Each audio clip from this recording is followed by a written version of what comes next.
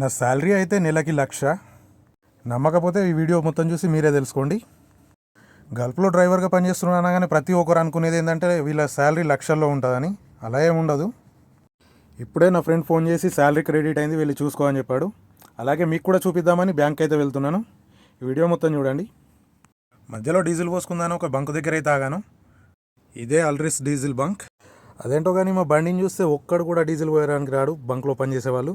ఎందుకంటే మా బండ్లకు వైఫై ఉంటుంది.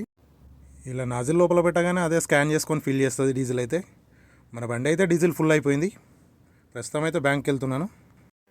ఇదే అల్రాజీ బ్యాంక్. శాలరీ టైం కాబట్టి ఈ బ్యాంక్లో బాగా రష్గా ఉంది. చూస్తున్నారు కదా, నా శాలరీ వచ్చేసి అయితే 1700.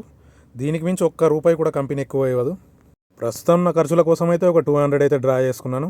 వీడియో మొదట్లో నా శాలరీ 1,00,000 అని ఎందుకన్నానంటే, గల్ఫ్ గురించి తెలియని వాళ్ళైతే మీకేంట్రా సుఖపడుతూ లక్షలు సంపాదిస్తున్నాం అని అంటారు. కానీ మనమైతే ఇక్కడ మనం సంపాదించే ప్రతి రూపాయి కోసం 2 రూపాయల కష్టం చేస్తున్నాం.